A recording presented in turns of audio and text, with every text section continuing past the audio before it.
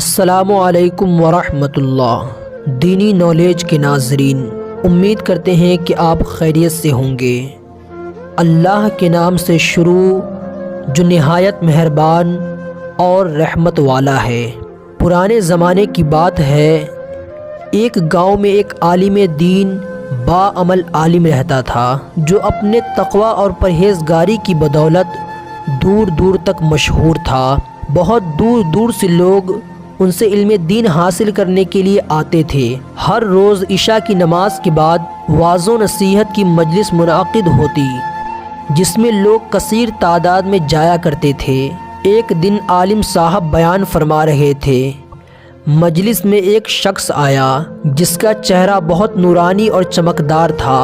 عالم صاحب نے اور مجلس میں موجود کسی بھی شخص نے آج سے پہلے اسے کبھی نہیں دیکھا تھا۔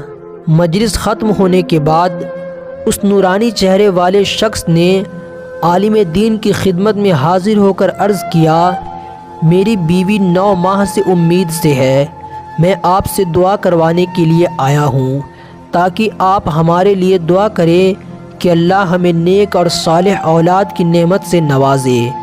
عالم صاحب نے نوجوان کی بات سن کر سوال کیا، تم کہاں سے آئے ہو؟ میں نے آج سے پہلے آپ کو اس علاقے میں نہیں دیکھا۔ اس شخص نے مسکراتے ہوئے جواب دیا، جناب میں اس علاقے میں نیا ہوں، اسی لیے آج سے پہلے آپ نے مجھے نہیں دیکھا۔ دونوں کی گفتگو ختم ہونے کے بعد عالم دین نے اس نوجوان کے لیے نیک اور صالح اولاد کی دعا فرمائی۔ اس کے بعد وہ شخص وہاں سے چلا گیا۔ پھر عالم صاحب بھی اٹھے اور اپنے گھر چلے گئے۔ ان کی بیوی ان کا دسترخوان پر انتظار کر رہی تھی۔ کھانا کھانے کے بعد عالم دین کی بیوی عالم صاحب سے بولی، سردیاں سر پر کھڑی ہے اور ہمارے پاس اتنا پیسہ بھی نہیں کہ سردیوں کے لیے بچوں کے کپڑے اور ضرورت کے سامان خرید سکے۔ دن بدن گندم کے دام بڑھتے جا رہے ہیں اور سردیوں میں تو گندم ملنا بھی ناممکن ہو جاتے ہیں، کیوں نہ آپ کسی سے قرض لے لیں تاکہ سردیوں کے لیے گندم خریدی جا سکے۔ عالم دین نے کہا، آخر میں کس سے ادھار لوں؟ سردیوں میں تو ہر کسی کی ضرورت بڑھ جاتی ہے، کوئی بھلا مجھے ادھار کیوں دے گا؟ میاں بیوی کے درمیان یہ بات ہوتی رہی اور پتہ ہی نہ چلا کہ کب آدھی رات ہو گئی۔ اچانک دروازے پر دستک ہوئی۔ عالم دین کی بیوی پریشان ہو گئی، آخر اس آدھی رات کو کون آ گیا؟ ہمارے گھر نہ تو بستر ہے اور نہ ہی کھانا ہے۔ عالم دین نے بیوی کو سمجھا بجھا کر دروازہ کھولا تو اسی نورانی چہرے والے شخص کو موجود پایا جس سے عالم دین مجلس میں ملے تھے۔ عالم دین نوجوان کو دیکھ کر حیران ہو گئے اور بولے، آپ اس وقت آدھی رات کو یہاں پر، خیریت تو ہے؟ اس شخص نے بڑے ہی ادب سے عرض کیا، میرے گھر میں بچے کی ولادت ہو گئی ہے اور میری بیوی کی ضد ہے کہ بچے کے کان میں اذان آپ ہی دے، اس لیے میں آپ کو لینے آیا ہوں۔ عالم دین نوجوان کی بات سن کر ان کے ساتھ چلے گئے۔ نوجوان عالم دین کو شہر کے ایک گلی میں لے کر پہنچا جس گلی میں اس کا گھر موجود تھا۔ عالم صاحب نے اس گلی کو دیکھا تو سوچنے لگے، آج سے پہلے میں نے یہ گلی کبھی نہیں دیکھی۔ عالم صاحب نوجوان کے ساتھ اس کے گھر میں داخل ہوئے جہاں درجنوں بچے اذان دینے کے لیے عالم دین کے پاس لائے گئے۔ عالم دین نے اتنے سارے نامولود بچوں کو دیکھ کر سوال کیا، کہا، یہ سب آپ کے بچے ہیں؟ نوجوان مسکراتے ہوئے جواب دیا، جی جناب، یہ سب میرے ہی بچے ہیں اور آج ہی پیدا ہوئے ہیں۔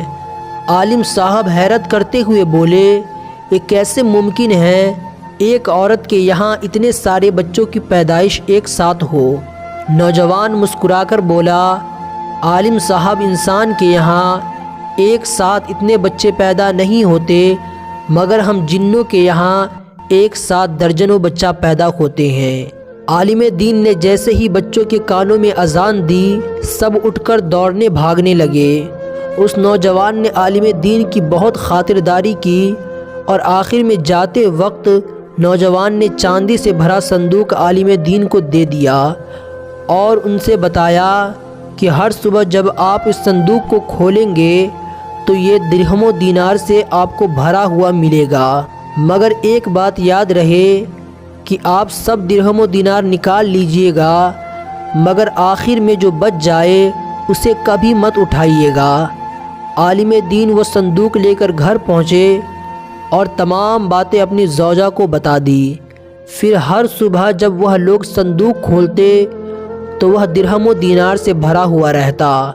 وہ سب درہم و دینار نکال لیتے اور آخر والا چھوڑ کر صندوق بند کر دیتے۔ یہ سلسلہ سالوں تک چلتا رہا اور عالم صاحب کی گنتی شہر کے رئیسوں میں ہونے لگی۔ اب عالم دین کے پاس اچھا گھر، سواری، نوکر چاکر اور سب کچھ موجود تھا۔ دولت کی کثرت ہو گئی تو عالم دین اسلام اور اللہ سے دور ہو گئے۔ ان کی نماز و عبادت سب دھیرے دھیرے ختم ہو گئی۔ شباب و کباب کی لذت میں عالم دین اپنی آخرت بگاڑ بیٹھا۔ پھر ایک دن اس کا لالچ اس قدر بڑھ گیا کہ اس نے صندوق سے وہ آخری بچا ہوا درہم بھی اٹھا لیا۔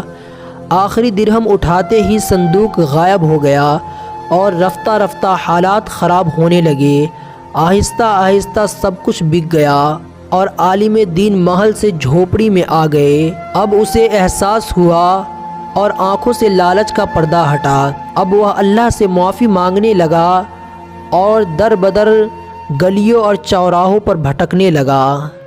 پیارے دوستو، یہ واقعہ سنانے کا ہمارا مقصد صرف یہی ہے کہ جب بھی انسان امیر ہو جاتا ہے، یعنی اس کے پاس مال و دولت، عزت و عظمت آ جاتی ہے، تو وہ اللہ کو بھول جاتا ہے، عبادت و ریاضت سے وہ بہت دور ہو جاتا ہے۔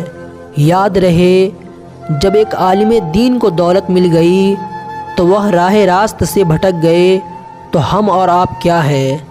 اس لیے اللہ سے اتنی ہی دولت مانگے جس سے اللہ ہم سے راضی رہے، اور اگر اللہ ہمیں دولت سے نوازتا ہے، عزت و عظمت سے نوازتا ہے، تو اس کی ناشکری نہ کرے، ہر حال میں اس کا شکر ادا کرے، غریبی میں بھی اور امیری میں بھی۔ اس کی عبادت و ریاضت ہمیشہ کرتے رہے۔ جب آپ اس کی عبادت و ریاضت کرتے رہیں گے تو انشاءاللہ اللہ پاک آپ سے کبھی دولت و عظمت نہیں واپس لے گا، بلکہ آپ کو اور عزت و عظمت سے نوازے گا اور مال و دولت سے نوازے گا۔ تو امید کرتے ہیں پیارے دوستو، آپ کو آج کی یہ ویڈیو پسند آئی ہوگی، تو ویڈیو کو ایک لائک کر دے اور اس ویڈیو کو اپنے دوست و احباب میں شیئر ضرور کریں، اور اگر آپ چینل پہ پہلی مرتبہ آئے ہیں تو چینل کو ضرور سبسکرائب کر لیں تاکہ آگے بھی اسی طرح کی ویڈیو ہم آپ تک پہنچا سکیں۔ تو اب ہمیں اجازت دیجیے، ملتے ہیں پھر ایک نئی ویڈیو میں، تب تک کے لیے السلام علیکم ورحمۃ اللہ وبرکاتہ۔